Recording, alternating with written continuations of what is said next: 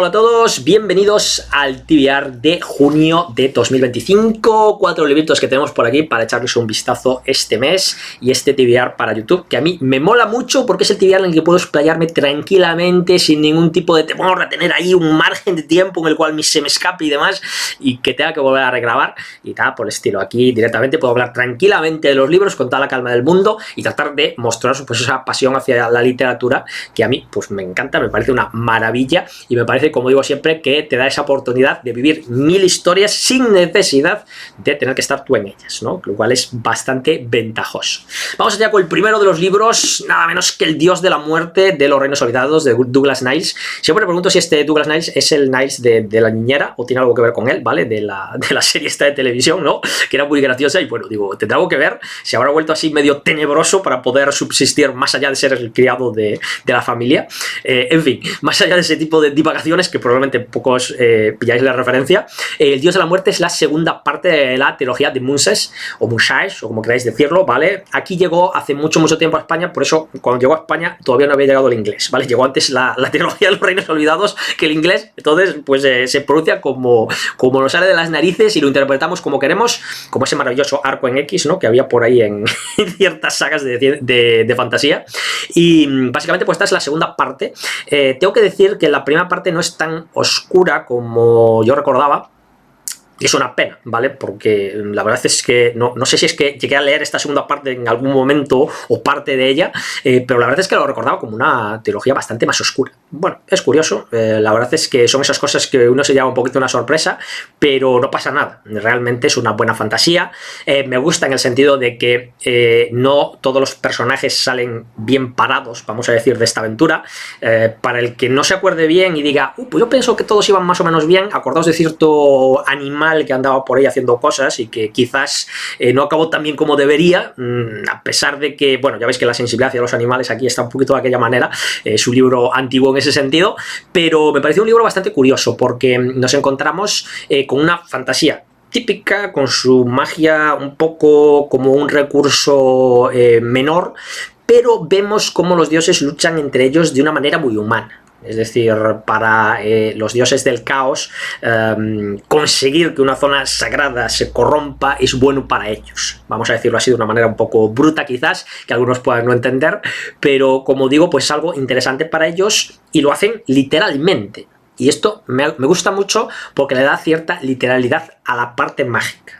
¿Vale? Por supuesto vamos a tener magia porque es un mundo fantástico y demás, eso vamos, que tiene cara de cajón, ¿vale? No hay problema en ese sentido, pero creo que ese punto me parece de lo más interesante, esa lucha entre el bien y el mal, entre el caos y el orden, bueno, estas cosas que ya sabéis que siempre están ahí, tanto en los Reinos Olvidados como en Dungeons and Dragons en general, y como digo, pues es una saga que me parece que va a remontar bastante y que va a conseguir pues que sea una de estas sagas míticas. Me sorprende que es la saga más barata que se vende en Wallapop, curiosamente, no sé por qué, no lo entiendo. Hay varias trilogías que son un poquito más difíciles de encontrar y es una pena porque son libros que quizás no sé, la tirada de su edición no ha sido suficientemente importante como para todos los frikis que hay a día de hoy puedan disfrutar.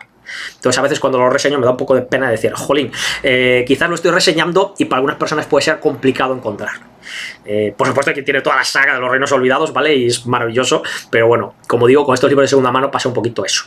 En cualquier caso, es la típica cosa que cuando ves por aquí en la portada ya te mola, ¿no? A veces las portadas no tienen que ver con el libro, veremos qué pasa con eso, pero el muchacho este con el hacha y esa cabeza, porque fijaros que es medio casco, medio cabeza, ¿vale? No tienes muy claro si los cuernos que salen por ahí abajo son parte de la cabeza del muchacho, pues parece que promete bastante, ¿no? Y sobre todo, pues todo ese punto que tiene alrededor, ¿no? Esa zona así por encima de las montañas, dices, madre mía, si eso son montañas, ese muchacho es muy grande.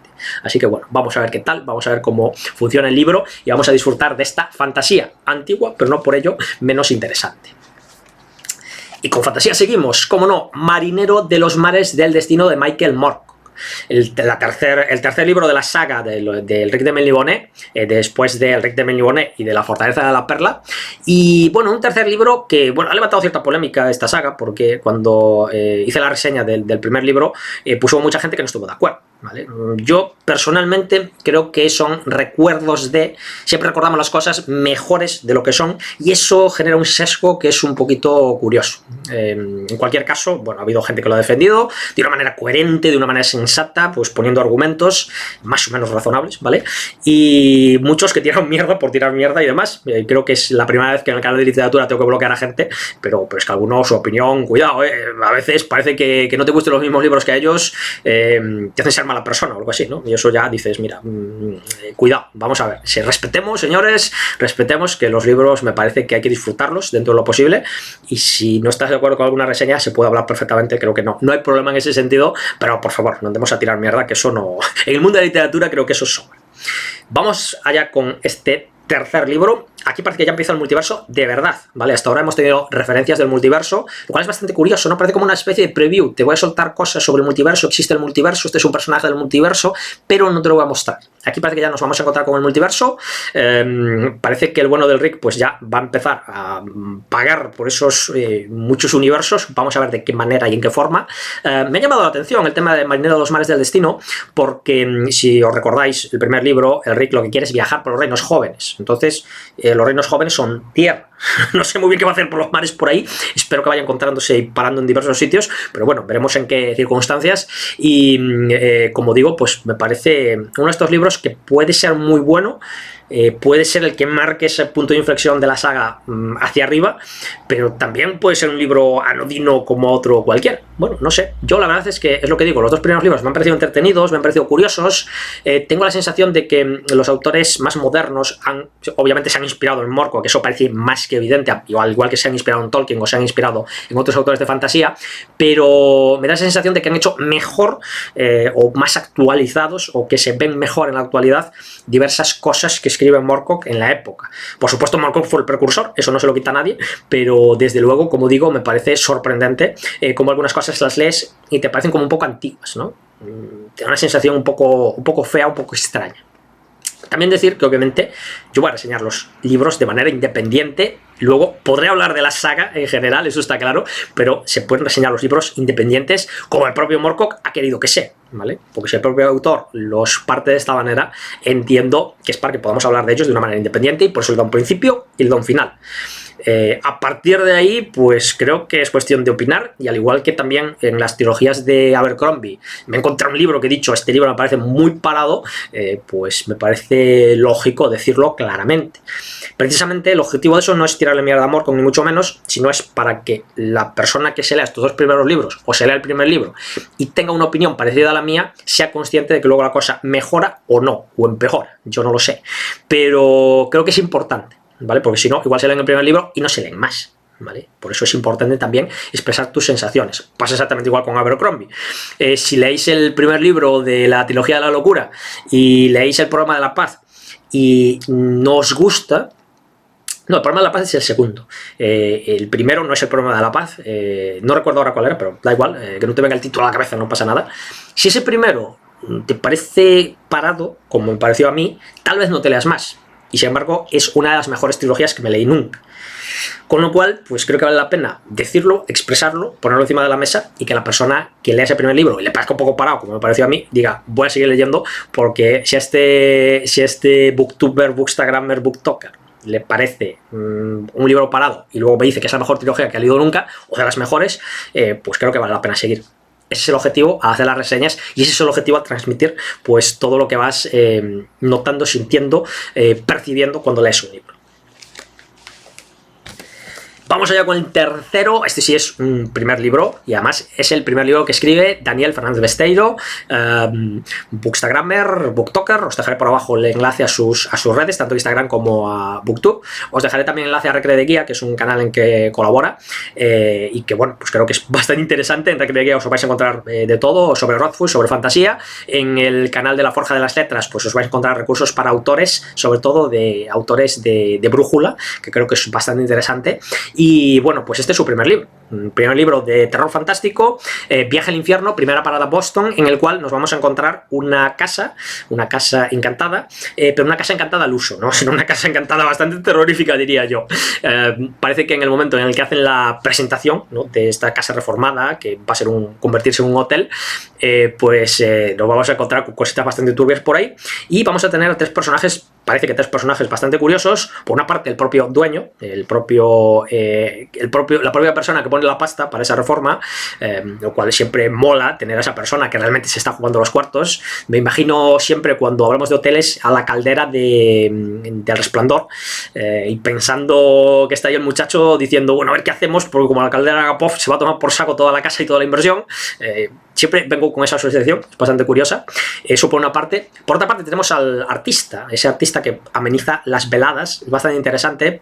Creo que en los sitios de gente con pasta suele haber este tipo de personas, lo cual mola mucho, y de hecho hacen interpretaciones muy chulas. No voy a hacer publicidad de ninguno en concreto, pero bueno, es bastante curioso. Y como digo, bueno, un poco diletante, ¿no? Me da esa sensación que es como un personaje venido de los años 20, y me mola ese rollo de ese personaje que hace un poquito de todo, de variedades, ¿no? Y que al final se ve inmerso pues en esta oscura aventura. Y por otra parte también una camionera, ¿vale? Que esto también pues me mola, ¿no? Que esta vez que el personaje y dices, bueno, a ver qué pasa con la camionera, porque ese trío pues puede ser bastante curioso. Espero que haya unas sinergias interesantes, espero que sea divertido, por supuesto, dentro del propio terror, como es lógico.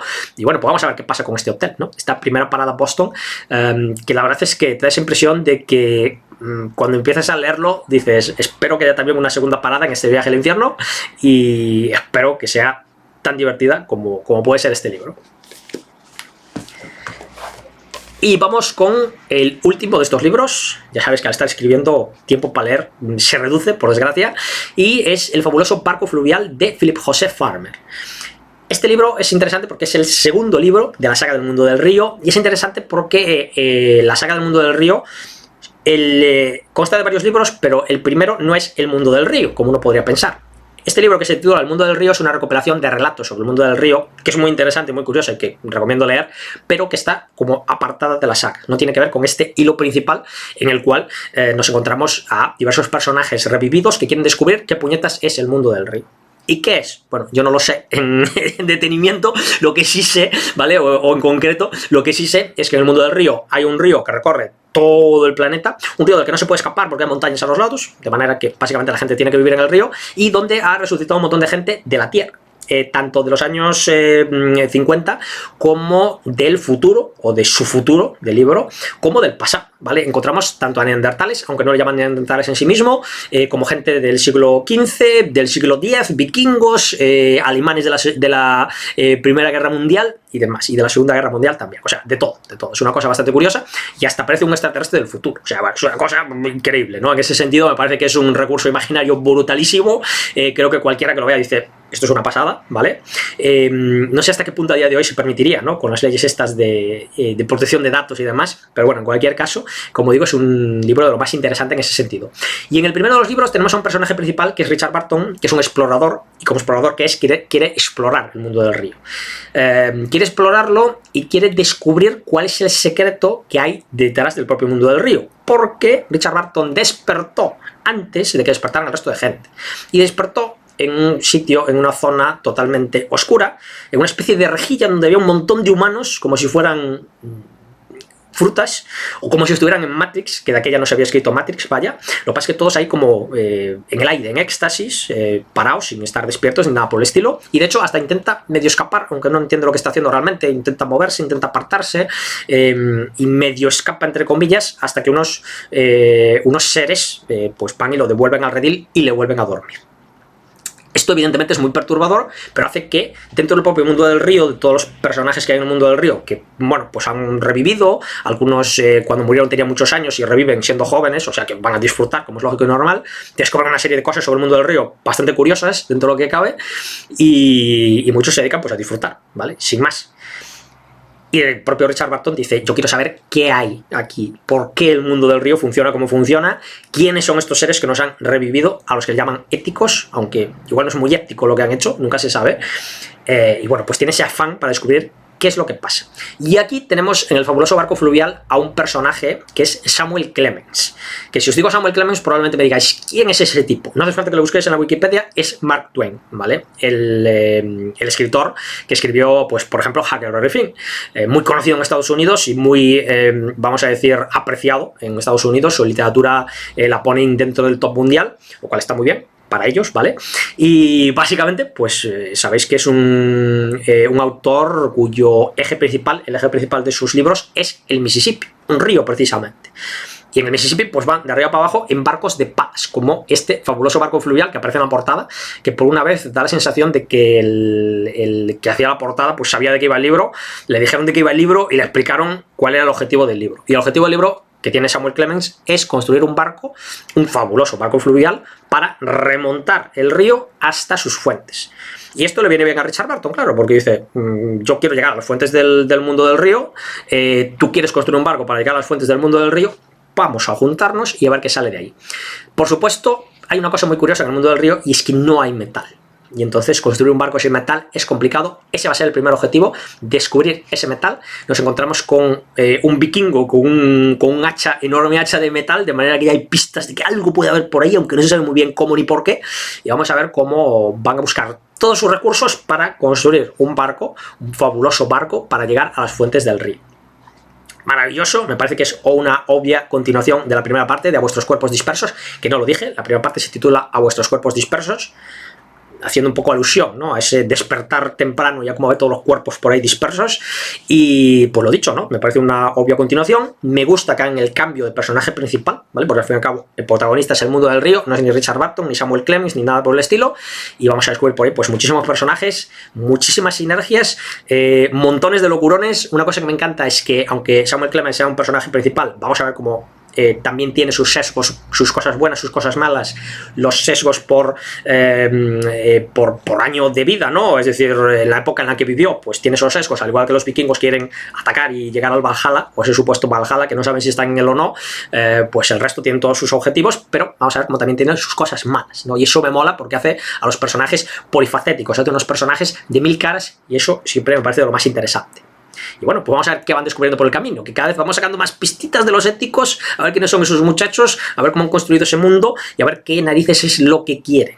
Que lo más importante es eso, saber qué es lo que quieren de estos personajes revividos, que realmente, como digo, a día de hoy, coger esos personajes revividos y utilizarlos para como protagonistas en el mundo del río, me parece que daría bastantes pruebas legales. Y bueno, pues por aquí quedamos ya, ¿no? La verdad es que me he extendido bien, me he quedado contento. He puesto los libros al revés, ¿vale? O sea que tengo que darle la vuelta para que se vean los títulos.